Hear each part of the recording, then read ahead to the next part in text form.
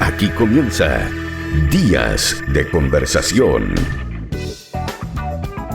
¿Cómo le va? Gusto de saludarles. Bienvenidos una vez más a Días de Conversación. Estamos hoy conversando con un gran amigo que no lo teníamos desde hace mucho tiempo. Pero antes que nada, recordarle el COM en el ADN de todos los jóvenes de Colchagua. El COM tiene para regalo de Navidad, preparando ya, tenemos unos de esos drones para estudiantes, para jóvenes, para niños. Venga a verlo al COM, Manuel Rodríguez 689. ¿Estás pensando en la despedida del año?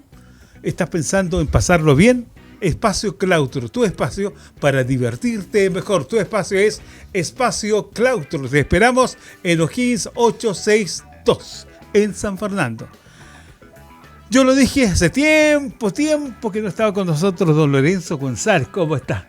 Muy bien, con mucha alegría estar aquí. Se le nota en la cara. Conversando con ustedes y, por cierto, con nuestros queridos auditores y quienes ven este programa por las distintas plataformas en las que se emite. Oye, me está mirando así como con desconfianza. ¿Qué le pasa? No, que tan elegante. Me sorprendió ver a don Jaime así como en los viejos tiempos cuando andaba de matrimonio en matrimonio. Ya, cuando andaba. Qué gusto de saludarlo y de tenerlo nuevamente. El gusto es mío, pues. Oiga, pariente. Pariente, sí. Que anda la otra por aquí ahora. Sí, es que ten cuidado. Lorenzo, usted vino hoy con una finalidad que no es el libro. No, yo siempre ando con libros. Esa es otra historia. Esa es otra historia, pero hoy día viene con otra historia. No, mira, la verdad las cosas que me encuentro acá porque en San Fernando hay un equipo de trabajo que está pensando en el país desde hace bastante tiempo. ¿Ya? Y lo estamos pensando desde distintas perspectivas. Desde la cultura, por cierto, desde la sociedad y también desde la política. Y nosotros hemos vivido en este tiempo una situación bastante interesante que tiene que ver con las distintas maneras de presentarse las 8 candidaturas que hubo para la presidencia de la República, más allá también de las diversas candidaturas a las diputaciones, que tenían rangos de llegada y acceso a la comunidad bastante disímiles y también que tenían formas, estilos, discursos y formas de mostrarse también distintas, algunas muy divergentes por supuesto, y lo mostraron los resultados. Las elecciones recién pasadas acusan que parece que los encuestólogos no saben leer la realidad nacional, los opinólogos parten desde sus propias convicciones, certidumbres, y no siempre son las que se reflejan en las urnas al final del día. Entonces, para nosotros es importante dar una vuelta con profundidad en aquellos aspectos que nos importan. ¿Ya? Y aquellos rostros, visiones y propuestas que nos interesan.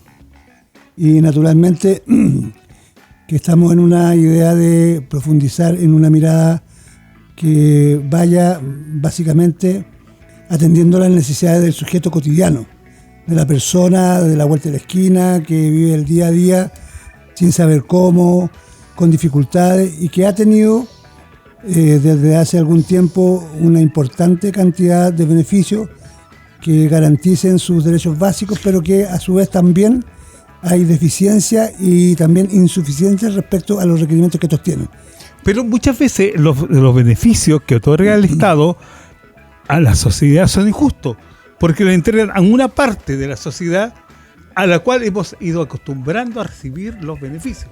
Yo no sé si eso pudiese calificarse como injusto, porque injusto es si se le diere a una cierta segmento social aquellas cosas que ya tiene. Y lo que se está haciendo es proveerle a quienes carecen de ciertas cosas situaciones que los otros segmentos ya lo tienen. No lo incentivamos a trabajar en el logro del que ya tiene. Yo no estoy seguro que no se le incentive a trabajar. Lo que ocurre, a mi juicio, ya estoy correcto, que las condiciones en las que se desarrolla el trabajo han sido históricamente precarias, regularmente insuficientes, y además la oferta de trabajo no es lo suficientemente fecunda para que aquellos segmentos a quienes se ven beneficiados por alguna política de Estado tengan acceso al trabajo. Hoy día estamos conversando con Lorenzo González sobre la propuesta que viene más adelante, que viene una propuesta que culmina el 14 de diciembre. Sí, bueno, los grandes pronósticos indican que esta va a ser una elección abierta. Es una nueva elección en la que hay dos contendientes que tienen proposiciones de trabajo distintas, orientaciones de campaña disímiles y también performance que les caracterizan posiblemente resultados que algunos esperan con mayor efecto que otros. Claro, ¿no? O sea, la ansiedad creo que es parecida. Pero, por ejemplo, la Marta Lago decía que Kast puede irse al extranjero durante todo este mes, volver y ganar las elecciones sin hacer ningún esfuerzo. Yo creo que se pasó de entrenamiento con esa afirmación. Claro. Porque, claro, sería interesante que si fuera al extranjero no hablaría, no diría nada y por supuesto entonces no tendría la posibilidad de cometer errores. En cambio, la candidata Janet Jara, estando en el país, podría hacer cosas que los medios podrían perfectamente analizar y observar algunas cosas que no les parezcan o generar esa lógica discursiva que tiende a generar verdades a medias. Las verdades a medias no podemos decir que sean medias mentiras, simplemente son mentiras y por lo tanto a buscar construir ese relato que hizo posible que las votaciones fuesen lo suficientemente diversas como fueron en las elecciones anteriores. Y muy diversas, porque hoy día están apuntando a un público de Parisi que no era impensado hace un mes, menos, hace una semana atrás. Bueno, el compañero Parisi tiene... ¿Compañero ahora? Siempre ha sido compañero. Siempre. Responde a las tres características esenciales del chileno. Entonces yo soy compañero suyo. Populacho, lacho, borracho. Populacho, lacho, borracho, las tres.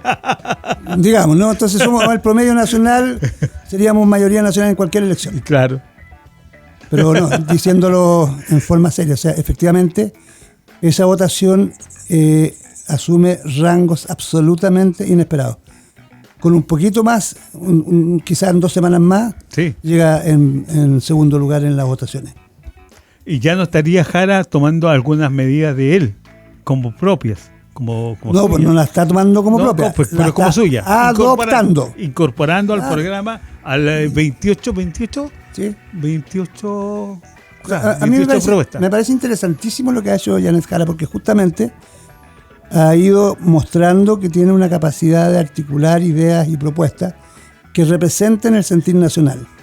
Y creo que en ese sentido hay una posibilidad de mirar bien por dónde puede transitar la aguja. Primero, los candidatos no son dueños de los votos. Exacto. Podrán orientar, podrán definir, pero no siempre se da la lógica de que el 100% de lo que orienten resulte. Hay otros que han hecho su mirada respecto a lo que ocurrió en segunda vuelta y probablemente no llamen, no actúen, no operen al 100% con lo que se han comprometido. ¿Es Jara el rostro visible de la continuidad? A ver, yo trataría de analizar esa consulta desde 2 perspectivas. La primera, la continuidad de qué. Porque del gobierno de Boric. Es que es imposible que sea la continuidad. Pero ya fue parte del gobierno. Pero eso no quiere decir que sea continuidad del gobierno de Boric. Primero se salió del gobierno para ser candidata, luego ya no es parte del gobierno. Ya, pero se salió por el interés de ser candidata. Porque le pidieron que fuera candidata, ¿sí? Ya. Pero no es continuidad del gobierno. Yo creo que es imposible que haya continuidad este gobierno. Primero porque no existe una articulación preelectoral como la que tuvo Gabriel Boric, que fue un fenómeno meteórico, que en un minuto se constituye un partido, junta las firmas, constituye partido, se transforma en presidente y logra la bancada parlamentaria más importante. Sí.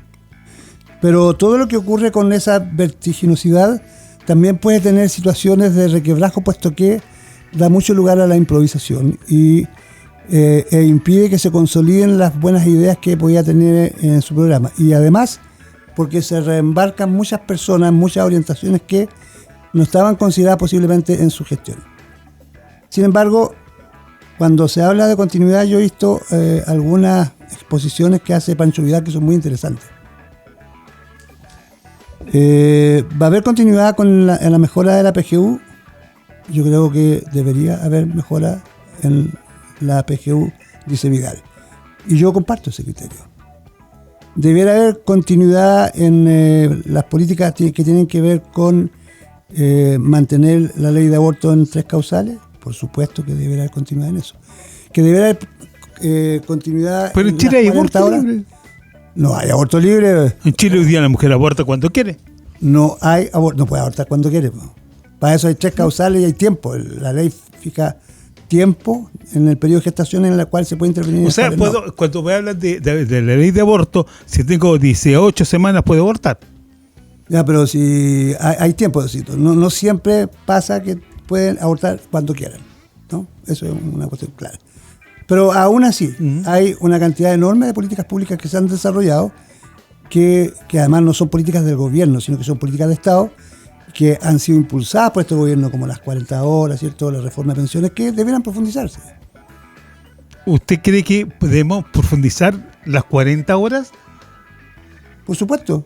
¿Llegar a 30, 35, 37? Quizá hay que pensar en el futuro lo que está ocurriendo en los países desarrollados, donde son 38 horas, 36 horas. Y en España, que les gusta hablar de España. ¿A quién? A la gente que está hoy día en el gobierno. O sea, a mí no me le encanta hablar de España. A mí no me gusta mucho hablar de España. Primero porque los españoles fueron los que nos vinieron a dominar, exterminaron gran parte de los pueblos originarios. Pero hablemos de hoy día, pero hoy día le encanta hablar de España. A mí no. No me gusta hablar de España porque España son los dueños de las carreteras, pagamos peaje por culpa de ellos. No, por culpa de ellos. No. ¿Cómo que no? Pero se renovaron ahora el contrato. De acuerdo, pero ¿quiénes son los dueños de las carreteras? Pero dígame quién les vendió las carreteras. No. Ese fue un acuerdo de concesión del compañero Ricardo Lagos, ¿no? Ya, sí, correcto. Y yo creo que fue un y fue brazo error, tal cual fue hecha al principio. Porque no estaban las condiciones para negociar de manera distinta. ¿Pero por qué no? Porque, compañero Jaime, usted sabe cómo son las cosas. Pero ¿por qué no lo cambiaron? ¿Por qué no lo hicieron de distinta manera? Porque ya las carreteras están hechas, están pagadas. Mira, lo que yo tengo claro es que en este país no gobierna la moneda desde hace muchos años. En este país gobierna la bolsa, gobierna la CPC, gobiernan las grandes instituciones de los poderosos, los poderes fácticos que están armados haciendo que las hace cosas... un tiempo me dijo el mismo progresismo, se terminaron los poderes fácticos. Los poderes fácticos, aquellos que venían heredados de aquel caballero que usted sabe. Hay nuevos poderes fácticos. Lo que pasa es que el factum es el poder económico, ¿ya? Y no hay otra alternativa. Entonces los gobiernos sucesivos que han ocurrido, ¿qué es lo que intentan hacer? Que han sido mayoritariamente de ustedes, de la izquierda. Yo no sé si izquierda. Ahora rendían de Elwin, de Frey, de Lago, de Bachelet. Han habido 5 presidentes. 5. De los cuales de izquierda no hay ninguno. No, Lago y Bachelet, socialdemócrata. Bachelet, socialdemócrata. Absolutamente. O sea, la reforma educacional de Bachelet, la reforma... Sí, claro, pero socialdemócrata, no de izquierda. Hay que echar abajo una cantidad enorme de mitos. Primero, el concepto de izquierdas y derechas no se aviene con la articulación efectiva de las organizaciones políticas. Porque los partidos políticos representan opciones que tienen que ver con el poder, tienen que ver con opciones que representan el cómo la sociedad se organiza, produce y se reproduce. Y entonces, de una parte están aquellos que producen efectivamente, que son los que ponen la fuerza de trabajo, y aquellos que tienen las instancias las cuales permiten que la gente trabaje para que produzcan y entregarle un salario. Sí, correcto. Entonces, los que están de este lado son los que son los dueños del poder efectivo. Estos otros que están acá son los que hacen que el país avance. Sin trabajadores un país no funciona. Sin empresarios podría funcionar de más. Sin empresarios funciona. Absolutamente. Yo personalmente, sí. Lorenzo González, tengo la convicción absoluta que en cualquier país que esté medianamente ordenado, con una fuerza de trabajadores organizada, con una comunidad que esté entrelazada, puede prescindir perfectamente de los empresarios. Hoy día... Eso podrá ser una utopía. Pero, sí, uno puede. Hoy día la candidata a la presidencia Jara está en Peralillo, reunida con el poder. Claro. Entonces... Lo que pasa, insisto, he dicho que el poder no está en la moneda que radica, o no está absolutamente en la moneda que radica en otros lados también. Y por lo tanto, Janet Jara está dando pruebas de lo que ha hecho en otras oportunidades, que tiene una capacidad de irse a los lugares donde están los espacios de toma de decisiones informalmente para lograr acuerdos y luego hacer que esos sean construidos como ley para que avance el país en determinados rumbos. Y eso a mí me parece interesantísimo. Y lo ha hecho y yo creo que deberá seguir haciéndolo. ¿Usted cree que va bien encaminado un proyecto Jara? La intención, los deseos, las ganas, porque le ha puesto hartas ganas.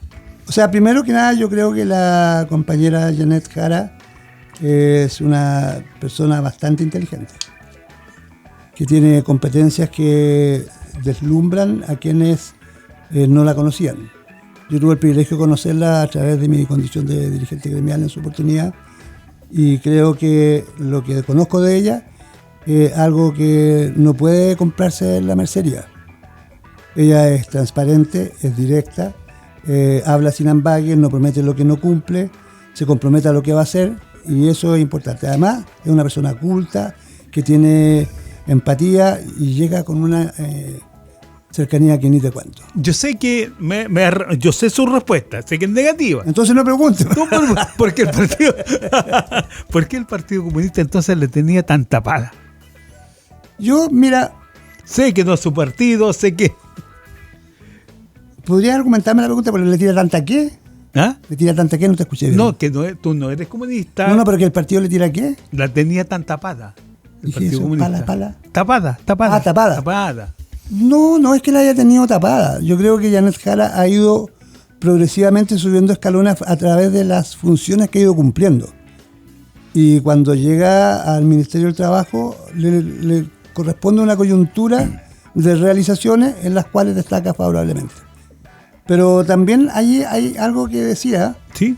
Porque el fenómeno del comunismo y de los comunistas es un tema bastante complicado, porque se ha ido distorsionando en profundidad increíble lo que pasa.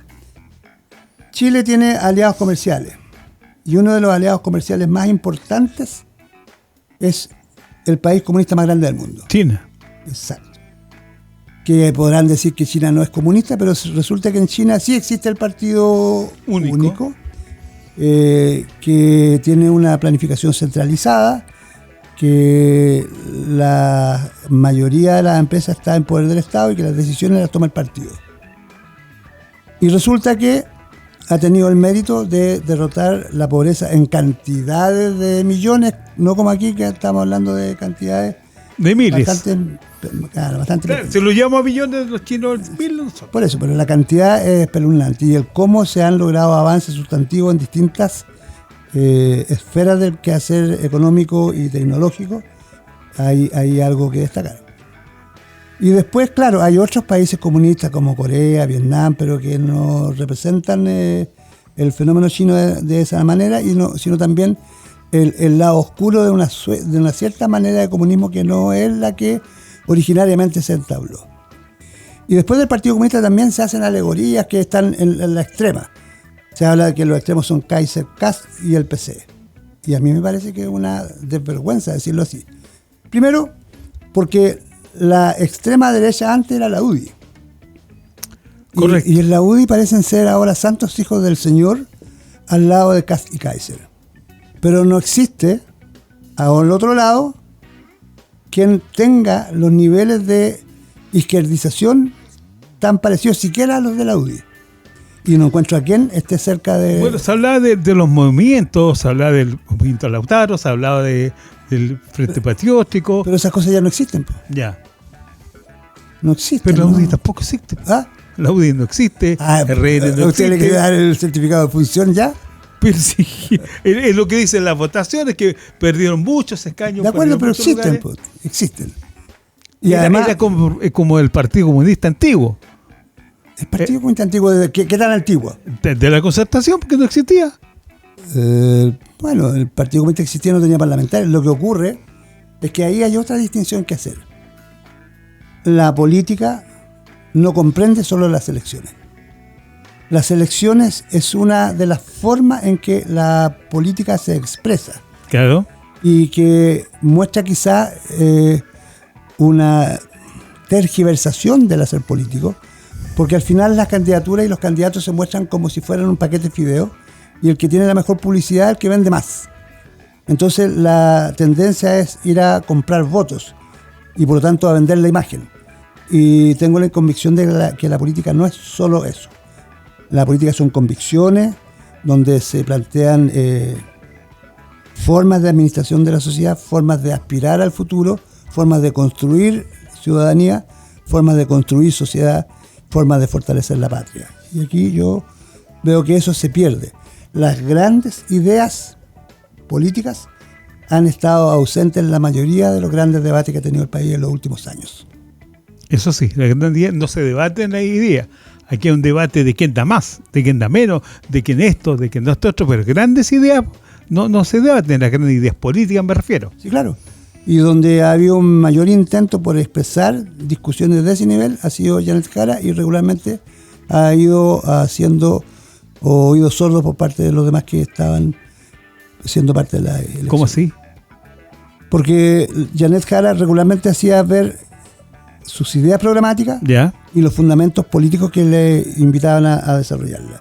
Y detrás de esos fundamentos hay toda una articulación de propuestas que integraban las distintas fuerzas que conformaron la alianza que llevó a Janet Jara a su candidatura.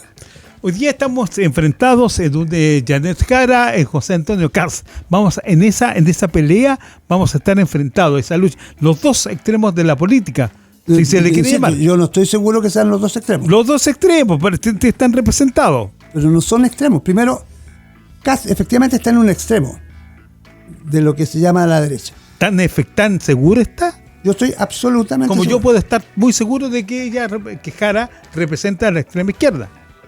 Pero ya lo dijimos delante, del Partido Comunista no puede ser considerado extrema izquierda en Chile, dado que ha sido históricamente un partido reformista con actuales características socialdemócratas también. El Partido Comunista no es un partido revolucionario que pretenda llegar a la dictadura del proletariado, como se pretende decir, no pretende hoy día llegar a eso, no está en su política. Pero para la gente común y corriente, Es que a la gente común y corriente hay que decirle que eso no es cierto, que es una gran mentira.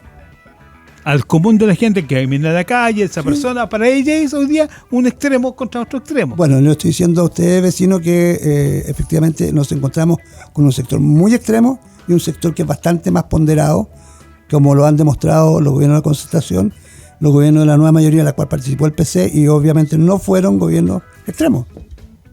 Pero fueron de izquierda. Pero no son extremos.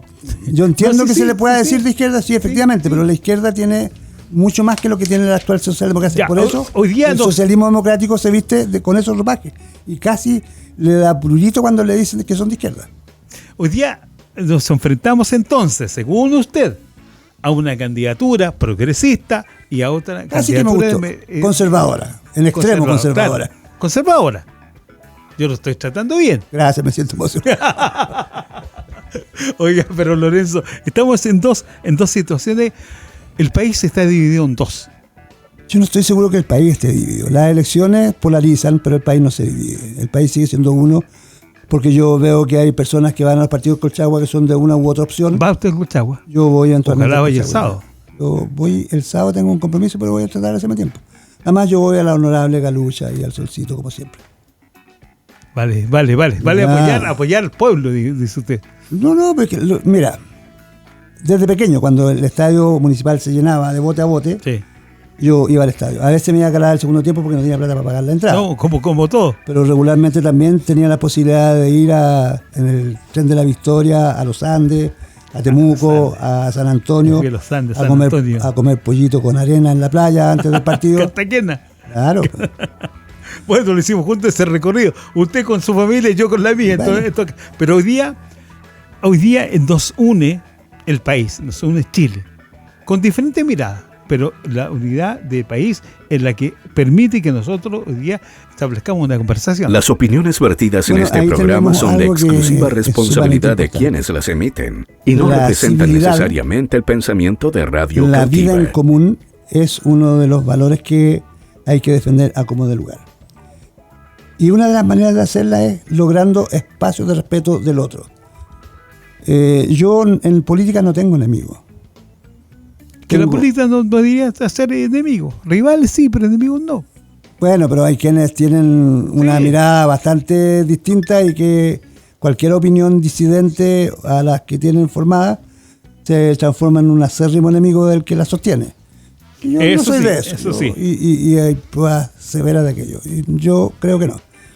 Ahora, lo que yo estoy mirando y que me parece interesante, aunque no es lo que yo buscaría, es que se están produciendo analogías respecto de qué tipo de confrontación puede expresar lo que se viene en estos días. ¿Es la confrontación Boris Kass?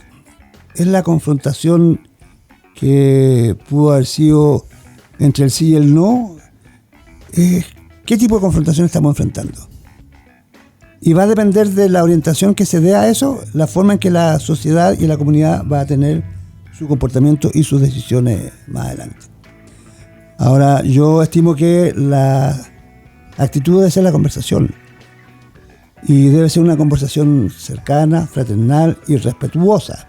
Y, respetuosa, no irrespetuosa. Sí. Que a veces se confunde con vocablo. Y es importante que eso se vea de esa manera. Poniendo en el tapete la capacidad de acumular el máximo de miradas que se vertieron en la campaña de la primera vuelta y poder incorporar aquellas cosas que representan efectivamente un aporte para una mirada que integre a los sectores más carenciados del país, aquellos que sus derechos han sido vulnerados severamente por muchos años y aquellos que ven la política con desconfianza, aquellos que ven a los políticos con más desconfianza que la política. Y aquellos que ven en las elecciones algo que no les llega y por lo tanto les da casi lo mismo por quién votar. Y que son susceptibles de ser convencidos por una frase grandilocuente, aquellos que son especialistas en cuñas periodísticas llamativas y no por ideas que se sustenten en miradas integradoras. Y eso es un peligro y yo creo que hay que verlo cómo se enfrenta. El próximo 14 de diciembre usted llama a los chilenos a hacer un voto reflexionado, bien hecho. Primero, yo creo que todo chileno debe votar como le parezca. Lo que yo voy a hacer, y a lo que invito a la comunidad, a que ponga en la balanza cuáles son los propósitos que le guían por la vida. Y cuáles de las propuestas electorales son las que van representando esa mirada. También decirle al elector que se sitúe en qué lugar del mundo se encuentra. En aquellos que tienen que salir a trabajar obligadamente al día siguiente de las elecciones o aquellos que se van a sentar a ver cómo sus platas dan fruto o sea, la lucha es del rico y el pobre. Yo creo que hay una situación que pudiera pensarse de esa manera, en el sentido que más bien tiene que ver, por definición, con aquellos que lo tienen todo y aquellos que tienen poco, o aquellos que tienen mucho y aquellos que tienen poco. Y este país, sabemos, pertenece a un segmento que no es mayor, más allá del 10% de la sociedad, que son dueños de la gran mayoría de las fuentes productivas del país. Hoy día luchaban mucho por la clase media. Hoy día decía el señor Winter, un poco decía, vamos a hablarle a la clase media, a aquella que ha perdido sus derechos. ¿Comparte con él? Mira, Gonzalo tiene un seso bastante grande y logra manifestar sus ideas con una claridad que yo advierto que es uno de los pocos actores del Frente Amplio con capacidad de pensar profundamente y decirlo. Y yo creo que efectivamente hay un segmento medio de la sociedad. Yo no me atrevería a hablar de clase media, ¿ya? Como siempre he dicho que tampoco existe la clase política. Sí. Pero hay un segmento en el medio de la sociedad que tiene ciertas condiciones que ha logrado porque ha tenido un desarrollo profesional, porque ha tenido una carrera laboral que le ha permitido llegar al lugar a ciertos niveles de cima, y que tiene dificultades para lograr algunas cosas, porque el momento en que se hace la línea divisoria entre quienes tienen beneficio y los que no, es bastante sinuosa, y resulta que interpreta un segmento social que es casi mayoritario, ¿no? Entonces, ese segmento, para lograr un subsidio habitacional, tiene dificultades severas porque queda fuera dado su nivel de ingreso. Uh-huh. O que queda fuera porque tiene una cierta cantidad de bienes que otros no tienen. Por lo tanto, la ponderación social hay que repensarla para que esos segmentos... No por tener más cosas materiales eres más rico. No necesariamente. Además que la riqueza puede ser material e inmaterial. Sí, claro, claro. A usted le dice, mijito rico, a mí no. Pues. No. Pues. Oiga, mijito rico, tenemos que irnos. Dale. Nos tenemos que ir, nos tenemos que despedir. Bueno, yo quiero decir... primero que vuelvo a agradecer. Yo soy agradecido de estar con usted. Y lo otro es decirle al elector que vamos a tener un procedimiento nuevo. En esta elección se parte de cero. Nosotros partimos de convicciones profundas y creemos que es posible mostrarle al país una alternativa que haga ver que los resultados pueden ser distintos y que yo creo que van a ser diferentes. ¿Sigue abierta la casa? ¿Cuánto se llama?